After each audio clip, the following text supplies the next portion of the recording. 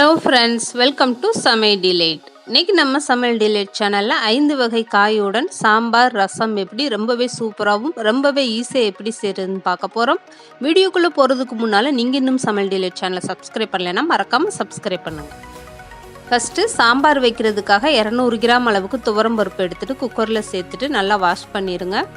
இதுக்கப்புறமா 2 தக்காளியை கட் பண்ணிவிட்டு சாம்பாருக்கு சேர்த்துக்கோங்க. இந்த பருப்பு வேக வைக்கும் போதே தக்காளியும் சேர்த்து வேக வச்சுருங்க.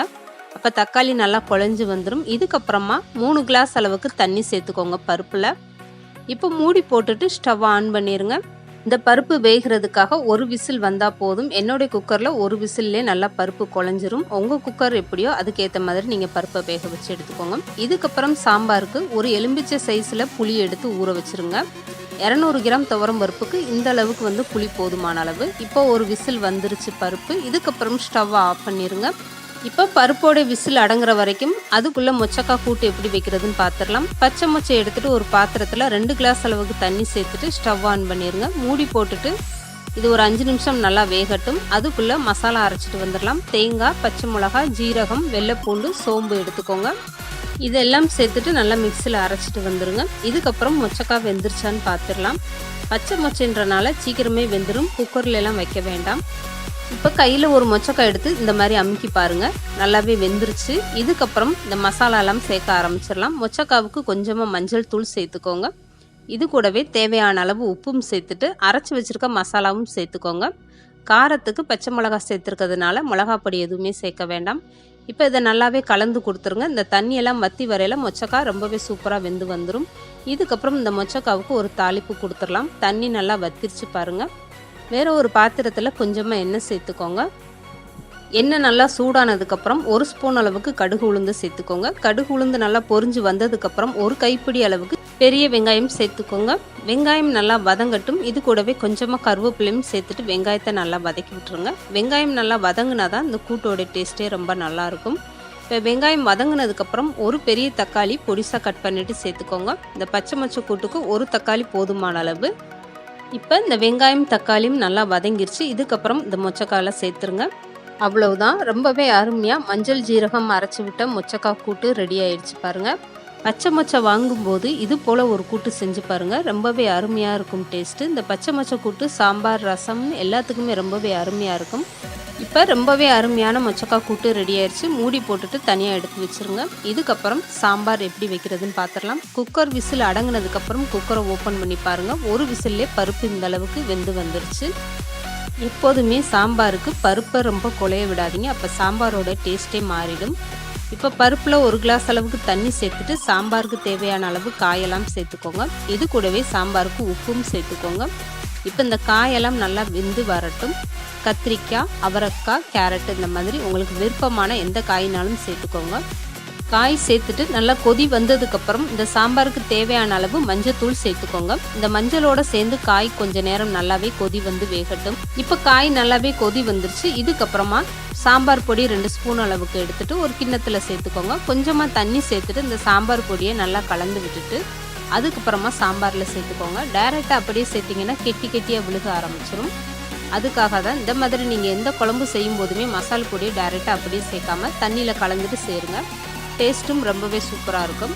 சாம்பார் பொடி சேர்த்ததுமே ஒரு 2 நிமிஷம் கொதிக்க விட்டிங்கன்னா போதும். ரொம்ப நேரம் சாம்பாரை கொதிக்க விட வேண்டாம். காய் ஆல்ரெடி வெந்துடுச்சு. இதுக்கப்புறம் புளிக்கரைசலையும் சேர்த்துக்கோங்க. இந்த புளிக்கரைசல் மிளகா பொடியெல்லாம் சேர்த்துட்டு 5 நிமிஷம் கொதிக்க விட்டிங்கன்னா போதும். இதுக்கப்புறம் சாம்பாருக்கு ஒரு தாளிப்பு கொடுத்துடலாம். கொஞ்சமாக ஒரு பாத்திரத்தில் எண்ணெய் சேர்த்துட்டு கடுகு, ஜீரகம் 1 ஸ்பூன் சேர்த்துக்கோங்க. ஜீரகம் நல்லா பொரிஞ்சதுமே ஒரு கைப்பிடி அளவுக்கு பெரிய வெங்காயம் கட் பண்ணிவிட்டு சேர்த்துக்கோங்க. இந்த வெங்காயம் நல்லா வதங்கி வரட்டும். இது கூடவே கொஞ்சமாக கருவேப்பிலையும் சேர்த்துக்கோங்க. கண்டிப்பாக சாம்பாருக்கு ஜீரகம் சேர்த்து நீங்கள் தாளித்து பாருங்கள், டேஸ்ட்டு ரொம்பவே அருமையாக இருக்கும். இப்போ வெங்காயம் நல்லா வதங்கட்டும். இது கூடவே 2 மிளகாய் வத்தல் சேர்த்துக்கோங்க. சாம்பாருக்கு எப்போதுமே வீட்டில் சாம்பார் வைக்கும்போது இது மாதிரி ஒரு தாளிப்பு கொடுத்து பாருங்கள், சாம்பாரோட டேஸ்ட்டும் வாடையும் ரொம்பவே சூப்பராக வரும். இப்போ வெங்காயம் எல்லாமே நல்லா வதங்கிருச்சு. இதுக்கப்புறம் இந்த தாளிப்பை சாம்பாரில் சேர்த்துருங்க. ஸ்டவ்வை குறைச்சி வச்சுட்டு கொஞ்சமாக பெருங்காயத்தூள் சேர்த்துக்கோங்க. 1 ஸ்பூன் அளவுக்கு பெருங்காயத்தூள் சேர்த்திங்கன்னா போதும். இது கூடவே கொஞ்சமாக கொத்தமல்லியும் சேர்த்துக்கோங்க. சாம்பாரை தாளித்து விட்டதுக்கப்புறம் ரொம்ப நேரம் கொதிக்க விட வேண்டாம். பெருங்காயத்தூள் சேர்த்துட்டு நல்லா இந்த சாம்பாரை கலந்து கொடுத்துருங்க.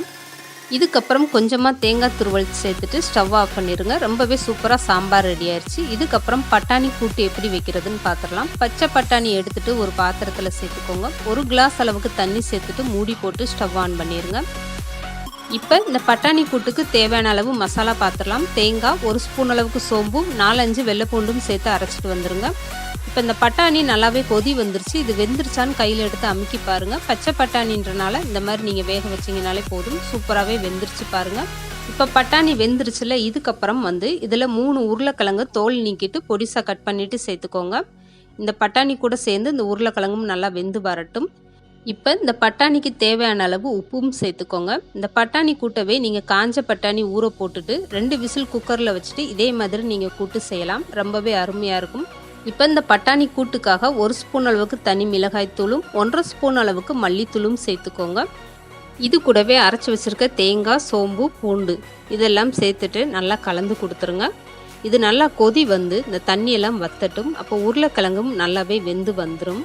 இதுக்கப்புறம் மூடி போட்டுருங்க. அடுப்பை குறைச்சி வச்சுக்கோங்க. இப்போ இந்த பட்டாணி கூட்டு வேகட்டும். இதுக்கப்புறம் வாழைக்காய் எப்படி பொரிக்கிறதுன்னு பார்த்துடலாம். வாழைக்காயை தோல் நீக்கிட்டு இந்த மாதிரி ரவுண்டாக நறுக்கி வச்சுக்கோங்க. லேசாகவே நறுக்கிக்கோங்க. வாழைக்காயை எப்போதுமே கட் பண்ணதும் தண்ணியில் சேர்த்துக்கோங்க, இல்லைன்னா கருக்க ஆரம்பிச்சிடும். இப்போ தண்ணியிலேருந்து நல்லா வடிகட்டிட்டு தண்ணி எதுவுமே இல்லாமல் ஒரு தட்டில் சேர்த்துக்கோங்க. இப்போ இந்த வாழைக்காவுக்கு 1/2 ஸ்பூன் அளவுக்கு மஞ்சள் தூள் சேர்த்துக்கோங்க. 1 ஸ்பூன் அளவுக்கு தனி மிளகாய் தூள், 2 ஸ்பூன் அளவுக்கு மசால் பொடி சேர்த்துக்கோங்க. வீட்டில் இருக்கக்கூடிய மசால் பொடி 2 ஸ்பூன் சேர்த்துட்டு 1/2 ஸ்பூன் அளவுக்கு ஜீரகத்தூள், 1/2 ஸ்பூன் அளவுக்கு கரி மசாலா தூளும், 1 ஸ்பூன் அளவுக்கு மிளகுத்தூளும், தேவையான அளவு உப்பும் சேர்த்துட்டு நல்லா கலந்து கொடுத்துருங்க. இது மாதிரி நீங்கள் மசால் பொடி சேர்த்துட்டு நல்லா இந்த வாழைக்காயை கலந்து வச்சுட்டு ஊறினதுக்கப்புறம் பொரிச்சிங்கன்னா டேஸ்ட்டு ரொம்பவே அட்டகாசமாக இருக்கும். இப்போ இந்த வாழைக்காய் நல்லாவே ஊறட்டும். இதுக்கப்புறம் இந்த பட்டாணி கூட்டில் தண்ணி வற்றிருச்சான்னு பார்க்கலாம். இப்போ இந்த பட்டாணி கூட்டில் ஓரளவுக்கு நல்லாவே தண்ணி வற்றிருச்சு. உருளைக்கிழங்கு வெந்துருச்சான்னு பாருங்கள். நல்லாவே வெந்துருச்சு. உருளைக்கிழங்கு, பட்டாணி எல்லாம் ரொம்பவே சூப்பராக வெந்துருச்சு. இதுக்கப்புறம் இந்த பட்டாணி கூட்டுக்கு ஒரு தாளிப்பு கொடுத்துடலாம். ஒரு பாத்திரத்தில் கொஞ்சமாக எண்ணெய் சேர்த்துட்டு எண்ணெய் நல்லா காஞ்சதுக்கப்புறம் 1 ஸ்பூன் அளவுக்கு கடுகு சேர்த்துக்கோங்க. கடுகு நல்லா பொரிஞ்சு வந்ததுக்கப்புறம் 1 கைப்பிடி அளவுக்கு பெரிய வெங்காயமும் கொஞ்சமாக கருவேப்பிலை சேர்த்துட்டு வெங்காயத்தை நல்லா வதக்கி விடுங்க. வெங்காயம் நல்லா வதங்கி வந்ததுக்கப்புறம் 1 தக்காளி பொடிசாக கட் பண்ணிவிட்டு சேர்த்துக்கோங்க. இந்த தக்காளியும் நல்லா வதங்கி வரட்டும். இதுக்கப்புறம் இந்த தக்காளி வெங்காயம்லாம் நல்லா வதங்கினதுக்கப்புறம் இந்த தாளிப்பை உருளைக்கிழங்கு பட்டாணியில் சேர்த்துருங்க. அவ்வளோதான், பட்டாணி கூட்டு ரொம்பவே சூப்பராக ரெடி ஆயிடுச்சு. இந்த தாளிப்பு சேர்த்ததுமே ஸ்டவ்வை ஆஃப் பண்ணாமல் ஒரு 2 நிமிஷம் நல்லா வதக்கி விடுங்க. இந்த தக்காளி எல்லாம் சேர்ந்து இந்த பட்டாணி கூட்டோட ஒன்றா நல்லா மிக்ஸ் ஆகட்டும்.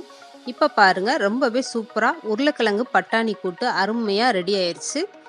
இது மூடி போட்டுட்டு தனியாக எடுத்து வச்சுருங்க. இதுக்கப்புறம் முட்டைக்கோஸ் எப்படி செய்கிறதுன்னு பார்க்கலாம். ஒரு பாத்திரத்தில் 1 கிளாஸ் அளவுக்கு தண்ணி சேர்த்துட்டு 1 கைப்பிடி அளவுக்கு பாசிப்பருப்பு சேர்த்துக்கோங்க. பாசிப்பருப்பு ரொம்பவும் குழஞ்சிடக்கூடாது, பாதி வேக்காடாக இருந்தால் போதும்.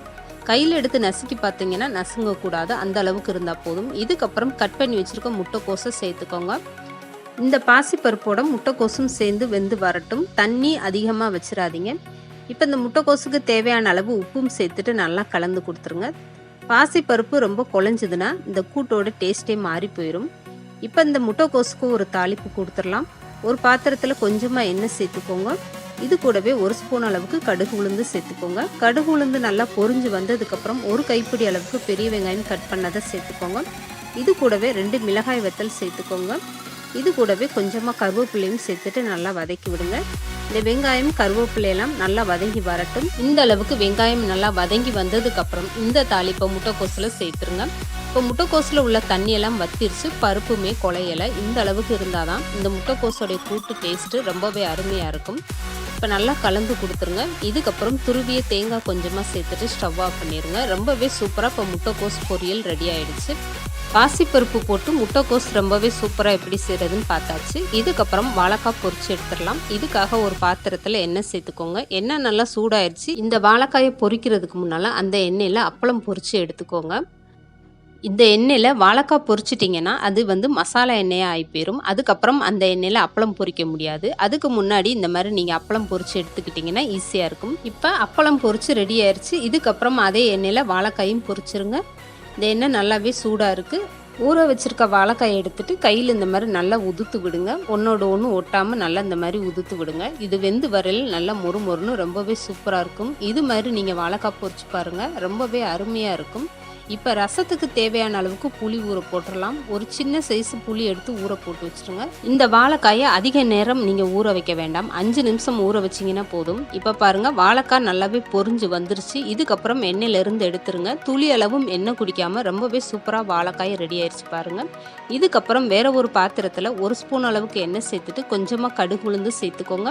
இது கூடவே ஒரு கைப்பிடி அளவுக்கு வெங்காயம் சேர்த்துக்கோங்க. மிளகாய் வெத்தல் சேர்த்துக்கோங்க 2. இது கூடவே கொஞ்சமாக கருவேப்பிலையும் சேர்த்துட்டு நல்லா வதக்கி விடுங்க. இந்த வெங்காயம் நல்லா வதங்கி வரட்டும். இதுக்கப்புறம் சக்கரை பூசணிக்காவை கட் பண்ணது சேர்த்துக்கோங்க. சக்கரை பூசணிக்காவை தோல் நீக்கிட்டு இந்த அளவுக்கு நல்லா பொடிசாக கட் பண்ணிக்கோங்க. இது கூடவே தேவையான அளவு உப்பும் சேர்த்துக்கோங்க. ஸ்டவ்வை குறைச்சி வச்சுட்டு இந்த சக்கரை பூசணிக்காவை நல்லா வதக்கி விட்டுட்டு ஒரு மூடி போட்டுருங்க. தண்ணி எதுவுமே சேர்க்க வேண்டாம். அப்பப்போ மூடியை திறந்துட்டு இது மாதிரி நல்லா கலந்து கொடுங்க. இந்த சக்கரை பூசணிக்காயில் தண்ணி சேர்த்துட்டிங்கன்னா ரொம்ப குழஞ்சி வந்துடும். அப்போ சாப்பிடும்போது நல்லா இருக்காது. சக்கரை பூசணிக்காயில் உள்ள தண்ணியெல்லாம் வத்துனதுக்கப்புறம் தேங்காய் துருவல் சேர்த்துக்கோங்க. இப்போ ரொம்பவே சூப்பராக சக்கரை பூசணிக்காய் பொரியல் ரெடி ஆயிடுச்சு. தேங்காய் துருவல் சேர்த்துட்டு 1 நிமிஷம் வதக்கி விட்டுட்டு ஸ்டவ் ஆஃப் பண்ணிடுங்க. இப்போ ரொம்பவே ஈஸியாக சக்கரை பூசணிக்காவும் ரெடி ஆயிடுச்சு. இதுக்கப்புறம் ரசம் எப்படி வைக்கிறதுன்னு பார்க்கலாம். ஊற வச்ச புளியை நல்லாவே கரைச்சி விட்டுருங்க. ஒரு எலுமிச்சை சைஸ் அளவுக்கு புளி எடுத்துக்கிட்டிங்கன்னா போதும். இந்த புளியை நல்லா கரைச்சி விட்டுட்டு கொஞ்சமாக தண்ணி சேர்த்துக்கோங்க இந்த புளி கரைச்சலில். இதுக்கப்புறம் ஒரு மிக்ஸி ஜார் எடுத்துகிட்டு கொஞ்சமாக கொத்தமல்லி சேர்த்துக்கோங்க. கொத்தமல்லி கூடவே 2 தக்காளியும் கட் பண்ணிவிட்டு சேர்த்துக்கோங்க. இந்த கொத்தமல்லி காம்பெல்லாம் வேஸ்ட் பண்ணாமல் இது மாதிரி நீங்கள் ரசத்தில் சேர்த்துக்கலாம். இப்போ இதை நல்லா மிக்ஸி ஜாரில் சேர்த்துட்டு 1ம் 2மா அரைச்சி எடுத்துக்கோங்க. ரொம்ப நைஸாகவும் அரைக்கக்கூடாது. இது மாதிரி நீங்கள் ரசத்தில் சேர்க்கும்போது இந்த கொத்தமல்லியோட டேஸ்ட்டு வாடையெல்லாம் ரொம்பவே அருமையாக இருக்கும். இப்போ ரசத்துக்கு தேவையான அளவு உப்பும் சேர்த்துட்டு 1/4 ஸ்பூன் அளவுக்கு மஞ்சத்தூளும் சேர்த்துக்கோங்க. இதுக்கப்புறம் ஒரு மிக்ஸி ஜாரில் 1 ஸ்பூன் அளவுக்கு ஜீரகம், 1 ஸ்பூன் அளவுக்கு மிளகு சேர்த்துக்கோங்க. இது கூடவே 2 பச்சை மிளகாய் சேர்த்துக்கோங்க. கொஞ்சமாக கருவேப்பிலையும் சேர்த்துக்கோங்க. இது கூடவே பூண்டு சேர்த்துக்கோங்க. ரசத்துக்கு அதிகமாக பூண்டு சேர்த்துக்கிட்டீங்கன்னா ரசத்தோட டேஸ்ட்டு ரொம்பவே நல்லாயிருக்கும். இது மாதிரி 1ம் 2மா அரைச்சிட்டு வந்துக்கோங்க. இந்த ரசத்துக்கு ரொம்ப நைஸாக அரைக்கக்கூடாது. இதுக்கப்புறம் வேற ஒரு பாத்திரத்தில் கொஞ்சமாக நல்லெண்ணெய் சேர்த்துக்கோங்க. இது கூடவே 1 ஸ்பூன் அளவுக்கு கடுகு உளுந்து சேர்த்துக்கோங்க. கடுகு உளுந்து நல்லா பொரிஞ்சதுக்கப்புறம் 1 ஸ்பூன் அளவுக்கு வெந்தயம் சேர்த்துட்டு 2 மிளகாய் வத்தல் சேர்த்துக்கோங்க. இதுக்கப்புறம் ரசத்துக்கு நுணுக்கி வச்சுருக்கதையும் சேர்த்துட்டு நல்லா வதக்கி விட்டுருங்க. இதுக்கப்புறம் கொஞ்சமாக கருவேப்பிலையும் சேர்த்துட்டு நல்லா வதக்கி விடுங்க. இப்போ நல்லா வதங்கி வந்ததுக்கப்புறம் புளி கரைசலில் இந்த தாளிச்சதையும் சேர்த்துருங்க. இது மாதிரி நீங்கள் ரசம் வதக்கிட்டு வைக்கும்போது ரசத்தோட டேஸ்ட்டு ரொம்பவே அட்டகாசமாக இருக்கும். இதுக்கப்புறம் ஸ்டவ் ஆன் பண்ணிக்கோங்க. உப்பு உரப்பு உங்கள் டேஸ்ட்டுக்கு ஏற்ற மாதிரி புளிப்பெல்லாம் பார்த்துக்கோங்க. பத்தலைன்னா கொஞ்சமாக தண்ணி ஊற்றிக்கோங்க.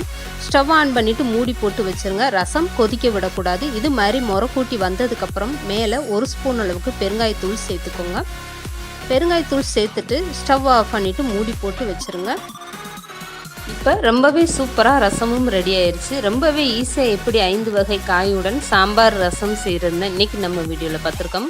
கண்டிப்பாக இது போல் நீங்களும் ட்ரை பண்ணி பாருங்கள். இந்த வீடியோ பிடிச்சிருந்தா லைக் பண்ணுங்கள், ஷேர் பண்ணுங்கள். மறக்காமல் சமையல் டெய்லி சேனலை சப்ஸ்கிரைப் பண்ணுங்கள்.